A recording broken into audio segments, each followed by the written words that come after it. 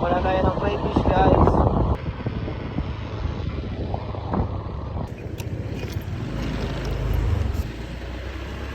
Basura pa dito. Opya.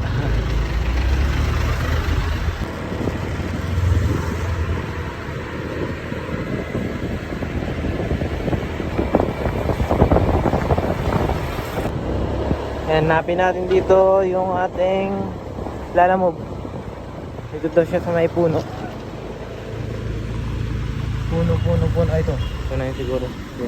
Yan. Kaya yung lalamove. Walang kanina yun eh. Yan. Siguro yan yung lalamove natin. Ay, naka ano pala to. Hindi ko pala makikita to, ano. Pwede naman siguro. Sila na nag-take niyan kanina. Oo. Hindi sa bahay na lang para ano. Yan. Ayun na. Deliver na ni Kuya. Kaya si Tagrande ngayon.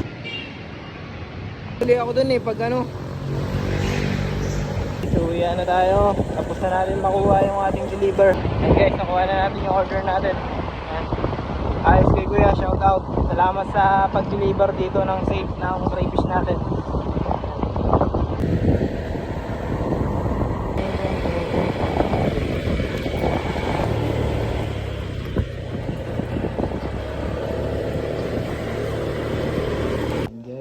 Nakarating na tayo sa bahay. Ito na yung order natin crayfish.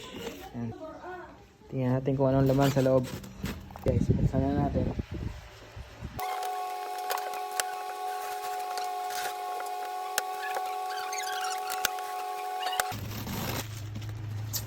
Yari pa tayo. Ang bigat nito. Oh, may ice pala siya dun sa loob. Yan guys. Crayfish. Kita nyo ba? Ano sila?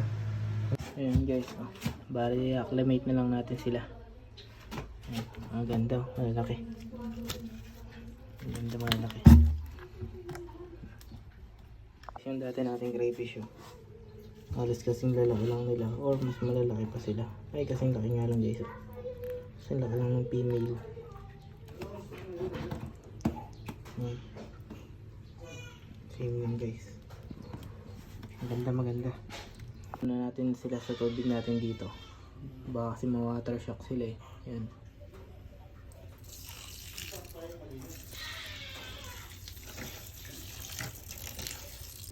Nawalay muna natin yung mga daon nila para ma-acclimate natin sila maayos.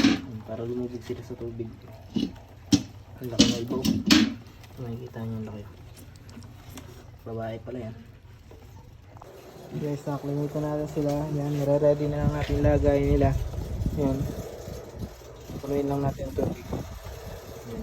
Hindi ko na nilinis masyado guys kasi mas gusto naman nila yan na madumi kahit konti. Yan, lumot-lumot guys. Hindi mo kailangan guys na malinis. Yan guys, sinukat natin kanina itong so ang laki. Yan, 5 inches na siya. Tsaka pili pa tayo dito ng mas malaki-laki. Gusto mo makikita nyo halos 5 inches na rin siya. Ayan.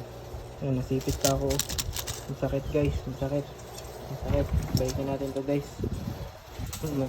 Kahit female, masakit din manipit. So ito, ayaw niya kang bitawan, no? Tama na, huwag man daluin. Ayan.